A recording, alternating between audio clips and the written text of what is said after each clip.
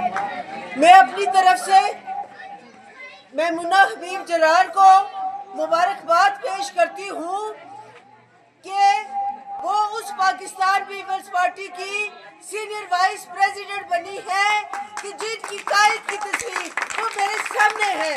वो मोहतरमा बेनज़ीर भुट्टो कि जिन्होंने इस मुल्क के गरीबों के लिए, इस मुल्क के महकूमों के लिए, इस मुल्क की खवातीन के लिए और इस मुल्क के नौजवानों के लिए अपनी जान दी, और उन्होंने अपनी जान कश्मीर के लोगों के लिए दी।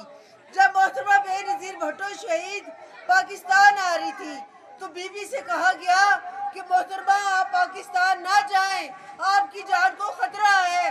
तो मेरी कायद ने कहा कि मुझे पाकिस्तान जाना होगा कि मेरे इस्तकबाल के लिए भीमर से ताओबाड़ तक और कश्मीर के पहाड़ों से लोग आ चुके हैं। अगर मैंने मरना है, मेरे शहीद होना है तो कश्मीर के लोगों के साथ होना है, अपने पाकिस्तान के लोगों के साथ होना है।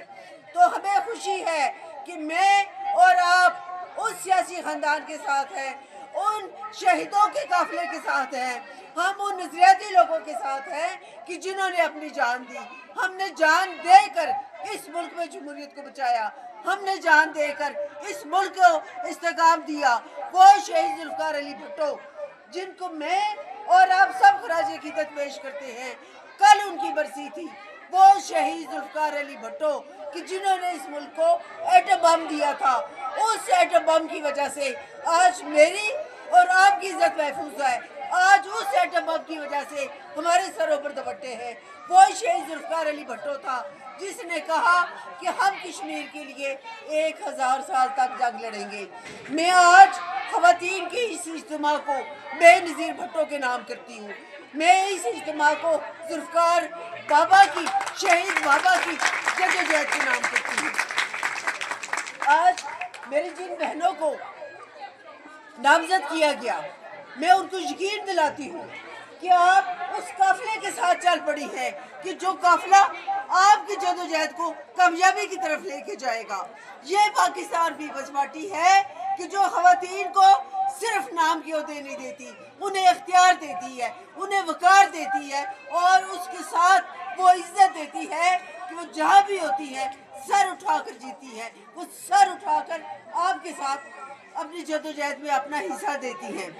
मैं इस हल्के के अवाम को मुबारकबाद पेश करती हूँ कि आपका वोट पहले भी चौधरी परवेज़ अशरफ साहब के लिए था। इस सरजमीन के बारे में, भीमर के बारे में कहा जाता है कि यहाँ सियासी वफादारियाँ ज़्यादा तवील नहीं होती, लेकिन आपका बेटा, आपका भाई, आपका साथी, इसने पाकिस्तान पीपल्स पार्टी के साथ अपनी वफादारी साबित की। मैं पूछना चाहती हूँ कर्नल साहब को कि कर्नल साहब, आप तो एक डाके के बाद तारीख का सबसे बड़ा डाका कि जब मेरा और आपका वोट चोरी हुआ और उस चोरी के नतीजे में आप वजीर बन गए, और वजीर बनने के बाद आपने क्या किया? हमारी खवातीन ने साथियों को इंतकाम का निशाना बनाया, उनके घरों से दूर उनके तबादले किए। मेरी हेल्थ से वाबस्ता मेरी डॉक्टर बहन को, मेरी लेडी हेल्थ वर्कर को उनके स्टेशन से दूर भेजा। हम जो पहले एक तकरीब में थे, वहाँ एक आया आके रो रही थी कि मुझे इसलिए जॉब से निकाल दिया गया कि मैं पाकिस्तान पीपल्स पार्टी की बात करती थी। तो मैं भीमर वालों, बरनाला वालों, आपको बताना चाहती हूँ कि आज खुशी का दिन है, आज जश्न का दिन है। वो जुल्म का दौर खत्म हो गया, वो ज़्यादती का दौर खत्म हो गया। इंशाअल्लाह इस हल्के में अवामी राज होगा, इस हल्के में आपका राज होगा। मैमुना हबीब साहिबा जो यहाँ बैठी हैं, इनको पूरे इख्तियारात हैं। यहाँ बेनज़ीरी का सपोर्ट प्रोग्राम का कोई मसला है और अगर कोई खातून है जिसका हक बनता है तो हम उसका हक उसे दिलवाएंगे। और ये जो लेडी हेल्थ वर्कर्स की तनख्वाहों का मामला है, टीचर्स का मामला है, तो इंशाल्लाह पाकिस्तान पीपल्स पार्टी की जब भी हुकूमत आती है तो वो आपकी मुलाजमीन की तनख्वाहों में 100% इजाफा करती है। पाकिस्तान पीपल्स पार्टी की जब हुकूमत आती है तो वो आपके हुकूक की बात करती है। लोगों के लिए नई मुलाजमतों के मौके मिलते हैं, बेसिक हेल्थ यूनिट बनते हैं, आपके स्कूल अपग्रेड होते हैं। आपको याद होगा कि 2011 से 2016 तक जो आपके प्राइमरी स्कूल थे वो मिडिल हुए, जो मिडिल स्कूल थे वो हाई हुए। इस दफ़ा फिर इंशाअल्लाह जुलाई में इलेक्शन में ठप्पे पे ठप्पा, तीर पे ठप्पा। जब आप चौधरी परवेज अशरफ साहब को, जो मेरा भाई है, जो मेरा लीडर है, जो हमारा सीनियर रहमा है और साबिक कायम मकाम वजीर आज़म है, इंशाअल्लाह आपने पहले भी वोट उनको दिया था, अभी भी वोट आप देंगे।